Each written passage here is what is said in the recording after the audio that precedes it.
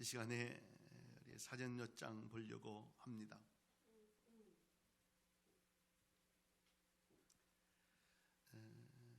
누가 도움 받을 사람이 없나를 보는 거예요. 그런데 하도 배가 나와서 진짜로 도와줘야 할 사람을 못 보는 겁니다. 그 다음 우리 아이들이 학교 가서 공부를 하는데 선생님의 모습으로 만들어가는 거예요. 창조적이고도 도전적이고도 있지 않는, 그냥 만들어주는 대로 학교, 대학교 여기 가거라, 여기 맞춰서 그냥 공부만 하는 거예요. 그래서 그냥 자기가 없어요. 그런 모습으로 하는 거예요. 그 다음 큰 배를 타고 있지만 또 작은 배를 타면서 제대로 되지 못한 모습으로 모든 공동체를 깨는 거예요. 그런데 사실 저런 폭풍이 올 때에는 내 작은 배로는 살아갈 수 없다는 거예요. 그냥 다 죽는 거예요. 그 다음 영화를 보고 드라마를 보고 이런 모든 것을 바라보면서 흉내를 내고, 어떤 감독이 나와서 그런 얘기를 하더라고요. 이 영화가 가정의 행복이 됐으면 좋겠습니다. 그런데 반대로 그걸 쫓아하는 사람들이 또 생겨나기 시작했다는 거예요. 그게 참 우리의 불행일 수도 있다는 거예요. 진짜가 뭔지를 모르고 사는 거예요. 그 다음에요, 내가 돈 번이에요. 내가 벌었어요. 그런데 내 걸로 잘 쓸 수가 없어. 의미 있게도 가치 있게도 쓰지 못해요. 그래서 내게 아니에요. 내가 벌었는데 내게 아니야. 그러며 사는 사람들이 너무 많아요. 불행한 거예요. 내가 멋지게 누릴 수 있는 삶도 살고 또 이룰 수 있어야 되는데 나는 못 누려. 근데 그 돈만 보고 사는 거예요. 그리고 머지않아 묘지로 갈 거예요. 내게 아니라는 거예요. 한 장만 더 봅니다. 누군가를 위해서 나눌 때도 사실은 세금으로 나올 거 어차피 기부하고 말자 이러면서 누군가에게 보여지기를 원하는 그런 모습으로의 삶을 사는 경우가 너무 많다는 거예요. 오늘 우리가 살아가고 있는 현실은요, 사람들에게 꿈과 희망을 가져다 주기보다는 오히려 꿈도 없고 희망도 없는 모습으로 살아가게 하는 경우가 참 많아요. 저렇게 보면서 우리가 느끼는 건 참 세상에 희망이 없다. 도대체 우리의 가정에, 우리의 삶의 소망은 뭘 가지고 살아야 하는가?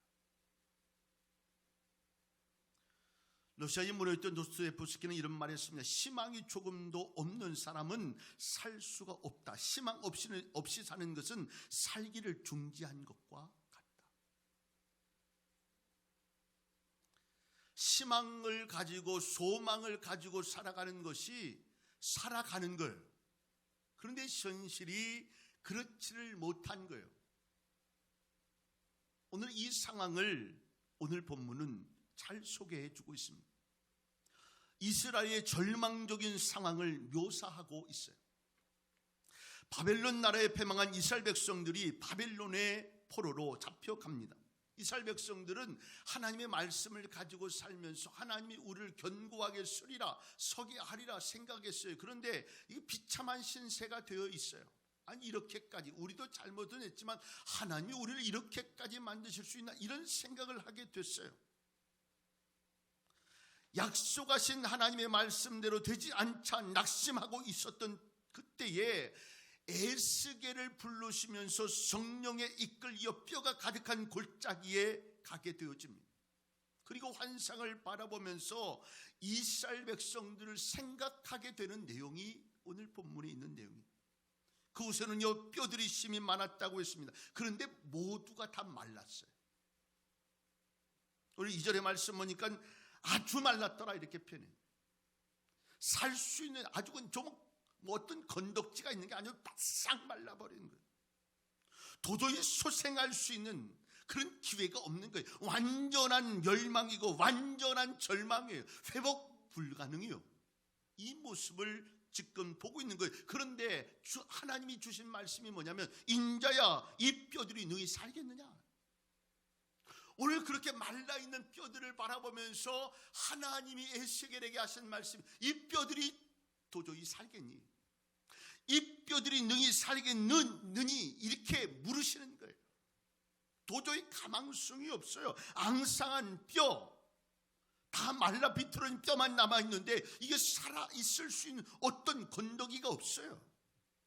이들의 모습을 보면서 소망이 있습니까? 소망이 보입니까? 라고 질문하면 그렇다고 이야기할 사람은 한 사람도 없어요. 이것이 우리의 생각입니다. 그런데 하나님의 생각과 하나님의 역사는 다르더라는 거예요. 에스겔이 뭐라고 대답합니까? 주 여호와여 주께서 아시나이다 라고 이야기합니다. 일순간에 상황관을 보고 이를 판단할 수 없습니다. 아이들 바라보면서 잘못하니까 그거 바라보면서 그 상황만 바라보면 넌 인생 걸렸다 이런 얘기하는 게 아니에요. 지금 현시에 있는 상황을 바라보면서 하나님이 나를 축복했니 안 했니, 나에게 은혜를 줬니 안 줬니 이렇게 이야기하는 게 아니라는 거예요. 그 속에 하나님의 어떤 역사와 능력이 있을지는 우리의 모습으로는, 우리의 인간의 관점으로는 다 이해할 수 없다는 사실이, 아무리 어렵고 힘들고 도저히 상상할 수 없는 이 가운데서도 하나님의 권능은, 하나님의 역사는 이루어지더라는 사실이에요. 오늘 하나님께서 에스겔에게 말씀하시는 것이 뭡니까? 너는 이 모든 뼈에게 태어나라. 너희 마른 뼈들아 여호와의 말씀을 들을지어다. 주 여호와께서 이 뼈들에게 말씀하시기를 내가 생기를 너에게 들어가게 하리니 너희가 살아나리라. 너희 위에 심줄을 두고 살을 입히고 가죽으로 덮고 너희 속에 생기를 넣으리니 너희가 살아나리라. 오늘 이 뼈들에게, 바싹 마른 뼈들에게 대언하여 말씀하시는 거예요. 내가 너희 생기를 너희에게 들어가게 하리니. 그래서 심줄이 생기고 살이 오르고 가죽으로 덮여지고 우리 속에 살게 되는 역사가 있게 되어진다는 거예요. 아무리 노력해도 어떻게 할 수 없는 때를 절망의 때라고 이야기합니다. 그런데 이 절망적인 해골의 골짜기에 희망의 바람이 불기 시작했어요. 그게 뭔지 아십니까? 하나님의 말씀이 임하기 시작했다. 우리 절망적인 상황 속에 한 가지 희망이 뭔지 아십니까? 하나님의 말씀이 내 속에 들어왔다는 거예요. 이 뼈, 저 뼈가 들어맞아 뼈들이 서로 연결되더라. 그 뼈에 심줄이 생기고 살이 오르더니 가죽이 덮였다. 하나님의 말씀이 내 속에 임재하면서 이 속에 하나님의 역사가 일어나면서 뼈들이 서로 맞춰지기 시작했어요. 뒤둥그랬던 그 뼈들이 맞춰지면서 살이 생겨지기 시작합니다. 그리고 생기가 있으면서 사람이 생명이 되어졌다. 그리고 나중에는 군대가 되어졌다는 거예요. 하나님께서 인간을 처음 창조하실 때 흙으로 사람을 만드셨어요. 다 만드시고 나서 마지막에 하신 것이 뭡니까? 생기를 불어넣었어요. 그래서 이제 비로소 사람이 됐어요. 생명의 역사는요, 하나님께서 생기를 불어넣으실 때부터 시작이 된다는 사실을 기억할 수 있기를 바랍니다. 인자야 너는 생기를 향하여 태어나라. 생기야 사방에서부터 와서 이 사망을 당한 자에게 불어서 살게 하라. 그러자 생기가 그들에게 들어가서 살아 일어나 생명이 되어졌고 극히 큰 군대가 되었더라. 오늘 여러분에게도 이런 역사 임할 수 있기를 주의 이름으로 축원합니다. 살아갈 희망이 없다고 여기는 그 상황 속에서 하나님의 역사를 이룰 수 있는 은혜가 있다는 사실을 마음속에 기억할 수 있기를 바랍니다. 불가능해서 가능으로 갈 수 있는 방법이 있습니다. 하나님의 말씀이 나를 터치하는 거예요. 죽음에서 생명으로 옮길 수 있는 방법이 있습니다. 하나님이 나를 권능의 손으로 만지시는 거예요. 도저히 내 힘으로 안 될 수 있는 일들이 많아요. 그런데 하나님이 만지시면 된다는 사실이에요. 패망하여 아무것도 남아있지 않는 이스라엘이 부활하여 다시 새로운 국가를 이룰 것에 대한 약속을 소개하고 있습니다. 단순히 이스라엘의 회복만을 이야기하는 것이 아니에요. 정치적인 회복만을 이야기하는 것이 아닙니다. 하나님과의 새로운 언약을 통하여 모든 것이 다 새롭게 변화되는 것을 이야기하는 거예요. 오늘 소망이 없다고 하는 우리 시대에 필요한 것이 뭡니까? 정치예요? 더불어민주당이 하면 됩니까? 한국당이 하면 됩니까? 진보하고 있는 막 하고 있는 그 사람들이 하면 됩니까? 될 것 같죠?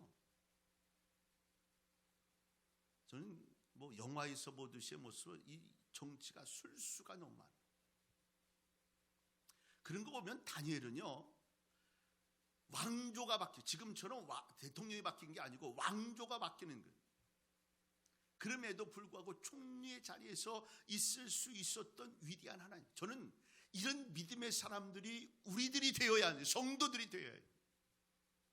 술수를 써가지고 어떻게 분위기 잡아 뭐 이렇게 해가지고 남들 어떻게든 가로막고 못 나오게 하고 이렇게 살 수 있는 상황이 아니고, 경제가 좀 풀리면 낫겠어요? 요즘 경제 어렵다는데 경제가 이제 살아나기 시작했어요. 여러분 좋아지겠어요? 바빠요. 여러 가지 상황으로 바빠지면 더 신앙으로 믿음으로 잘하겠어요? 바쁘면 또 바빠서 못하. 어려우면 어려워서 하나님 날 사랑 안 하나 보다 또 신앙이 축 늘어져.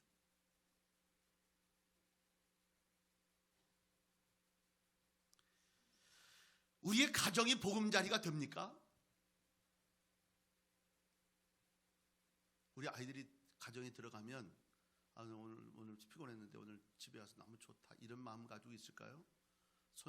손을 찢는 것과 더불어서 하는 엄마의 소리, 손 닦고 밥 먹고 공부해라, 스트레스를 주고.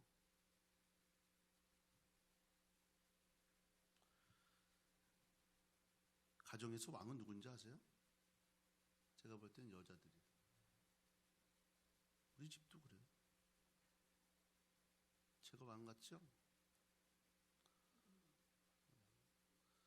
저기 사모가 아프면 꼼짝도 못해, 쥐죽은 듯이. 저는 남자들 다 그렇다고 생각해요.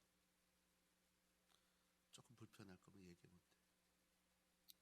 그냥 직장에서 일하고 와도 빨래 계란 빨래 또 해야 돼.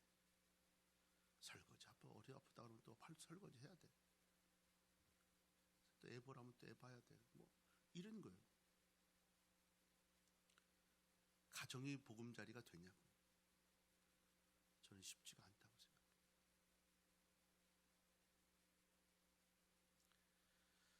우리 교회는 보금자리가 됩니까? 오늘 제가 집에서 나오기 전에 설교를 잠시 들으면서 나왔는데 이런 생각을 했어요.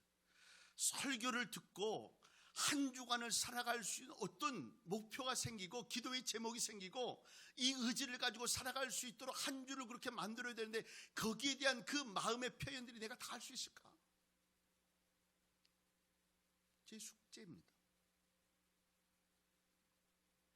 어떤 분이 표현대로 뭐 교회 와서 뭐 아이들이 뭐 불 켜고 전기 켜고 에어컨 켜고 다 하니까 못하게 해야 된다고. 교회 안에서 못하면 어떡할 거예요?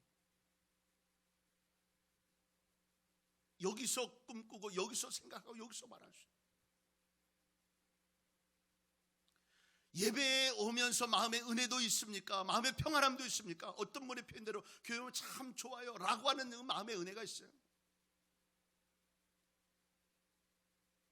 목사로서 풀어야 할 숙제입니다. 우리 성도들이 교회 와서 예배드리면서 행복했으면 좋겠고, 예배드리면서 기도의 제목으로 한 주간 살아갈 수 있는 은혜가 있었으면 좋겠고, 믿음으로 신앙으로 살았더니 하나님의 놀라운 역사가 있었더라고 이야기할 수 있는 기회가 있었으면 좋겠고, 내 요령으로 내 능력으로가 아니고 주님 주신 은혜로 이만큼 되어져가는 그 모습을 스스로 인정하면서 간증할 일들이 많았으면 좋겠고, 이것이 교회여야 되는데 이것이 교회가 되잖아요. 어떤 교회들은 싸우느라고 정신없어.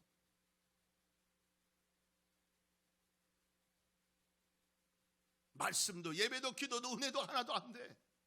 그냥 앉아있는 거예요. 이런 교회들이 너무너무, 의정부에도 너무너무 많아요. 지금도. 희망을 도대체 어디서 찾겠냐는 거예요. 오늘 절망적인 뼈 다 바싹바싹 말라버린 그 절망의 상태의 모습이 우리의 모습이에요. 그러면 우리는 다 포기하며 사냐는 거예요. 될 따라 되라는 식으로 살겠냐는 거예요. 그런 마음 가지고 살아가는 인생이어야 하는 거예요. 성도가 그런 마음 가지고 살면 되겠습니까? 우리는 이름에도 포기할 수 없는 단 한 가지의 이유가 있습니다. 그것은 하나님이 우리에게 말씀을 주셔서 그 말씀이 내 속에 와 닿는 그 순간부터 우리는 생명이 되어지고 우리는 군대가 될 수 있다는 이 사실을 믿고 나아가는 거예요. 누구에게 당당하게 이야기할 수 있습니까? 여기에 희망이 있어요. 이 뼈들로 말미암아 살아나겠느냐라고 하는 에스겔에 하신 그 말씀이 오늘 우리에게 이야기한다면, 이 세상에 희망이 있느냐라고 이야기한다면 오늘 우리는 어떻게 이야기하겠냐? 생기야 불어 내 삶의 생명이 되어지고 생명이 되는 모습이 되어져서 군대가 되어 역할을 할 수 있는 그런 것이 바로 성도의 삶이어야 한다는 거예요. 생기라고 하는 이 원어는요, 신약에 와서는 성령으로 이해가 됩니다. 성령을 통해 우리는 이런 일들이 만들어갈 수 있게 된다는 사실을 기억할 수 있기를 바랍니다. 본토로 귀환한 이스라엘 백성들에게 하나님께서 당신의 성령을 부어 언약 백성으로 삼아 주시겠다라고 하는 이 약속도 이와 같은 흐름에서 이해가 돼야 합니다. 성령을 체험하고 성령의 은혜를 이룬 사람들이 능력의 삶을 살아갈 수 있습니다. 성령을 체험한 사람들이 군대의 역할을 감당할 수 있는 기회가 되는 것을 믿으실 수 있기를 바랍니다. 내가 맹숭맹숙하다 라고 여기면 하나님의 기도해서, 하나님 내게 성령의 은혜를, 하나님의 만지심을 체험하는 은혜를 주세요. 기도하세요.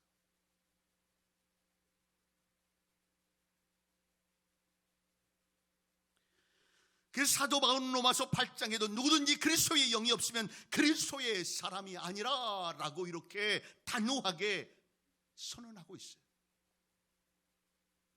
하나님의 영이 우리 속에 거하면 더 이상 우리는 육신에 있지 아니하고 영의 일, 생명과 평안을 추구하는 삶을 살아갈 수 있게 되어진다는 거예요. 사랑하는 복음의 동역자 여러분, 본문의 환상에서 보듯이 이전에 우리는 쓸모없이 길거리에 버리어 밟히는 마른 풀과 같은 존재였습니다. 그런데 예수 그리스도로 말미암아 내가 구원받은 백성이 되어졌고, 그 구원받은 백성으로 가치 있는 삶이 되어져 살아가야 하는, 이것이 바로 성도인 저와 여러분의 삶입니다. 그래서 우리는 생기가 있어요. 내 가슴 속에. 한 친구에게 제가 물었어요. 너 뭐 하고 싶니? 대학을 가고 싶대. 대학 가서 그 다음에 뭐 하고 싶어? 그랬더니 그 다음에 하고 싶은 게 없대.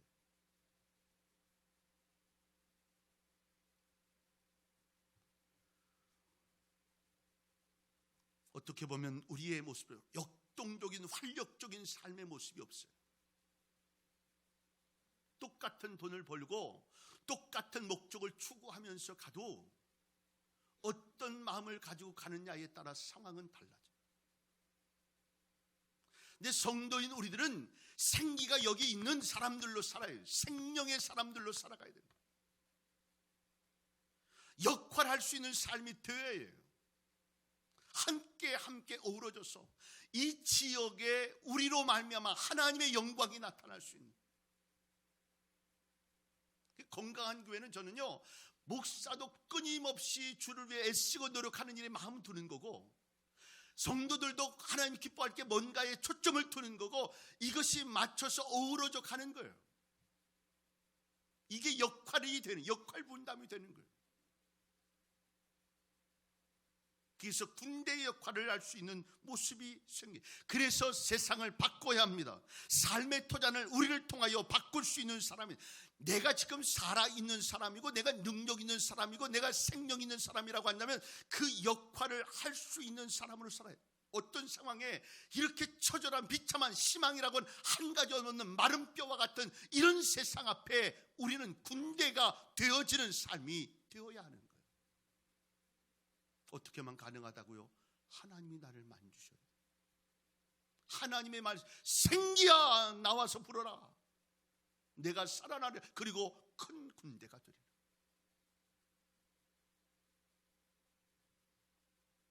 오늘도 이 뼈들이 능히 살겠느냐? 오늘 여러분에게 말씀하세요.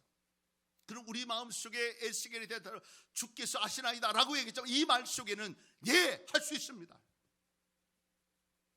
희망적 사람을, 믿음의 소망을 가지고 여기에, 교회에, 하나님의 말씀에 소망이 있다는 것을 전해야 할 사람들, 이 부담감을 가져야 해요. 여러분은 어떻게든 살려야 되고 어떻게든 믿음으로 살게 할 부담을 갖는 목사의 마음처럼 여러분도 세상을 향해서 여러분 자녀를 놓고 기도하면서 이들을 살릴 수 있는 방법을 살리세요. 다 같이 흐물흐물하면 다 죽는 거예요. 여러분 가정에 정말 믿음 좋은 한 사람씩은 있어야 돼. 그래야 그들이 끌고 가요. 저는 아내였으면 좋겠어요. 왜냐하면 아내가 믿음의 은혜 가운데 있으면 남자는 쫓아오게 돼요. 사는 자의 자리에 있어야 모두를 살릴 수 있어요. 그게 희망이고.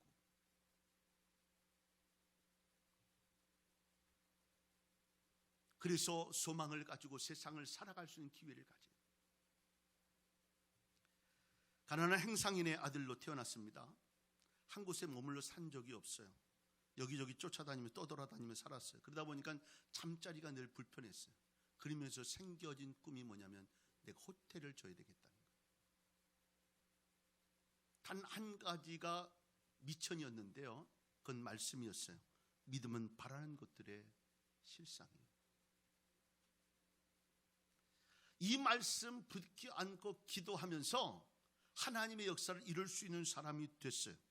1924년 달라스에 큰 호텔을 세웠는데 이 호텔이 세계로 뻗어나가면서 만든 호텔이 힐튼 호텔이에요. 곤드라 힐튼이 바로 이 비참한 절망의 자리에서 아버지 쫓아다니면서 배웠던, 느꼈던 그 모습을 말씀으로 반전시키고 그 말씀이 내 삶의 중심이 되면서 인생을 바꾸는 사람. 여러분들이 아무리 이야기를 해도 잔소리 자식 듣지 않는데 말씀을 주세요. 그 말씀이 그 아이들의 마음을 바뀔 거예요. 수련할 수 있는 기회를 주세요. 은혜 받고 기도하면서 그들의 목표가 생겨질 거예요. 은혜 받는 자리에 있으면 그 자리를 미세요. 학원에 몇십만 원 돈 주면서 보낼 자리 못 보내서 난리치지 말고 내 마음속에 은혜가 생겨서 기도할 수 있는 마음의 은혜를 가지고 공부를 시작하고 비전이 생기고 은혜 가운데 가면서 놀라운 일들을 할 수 있어요. 여러분 요즘에 유명한 드라마 보잖아요. 열심히 돈 몇 억씩 들여가지고 서울대학교 보내겠다고 만들어 놨더니 그들이 하는 얘기가 뭡니까? 내가 언제 그렇게 하겠냐고 이야기하면서 부모 욕하잖아요.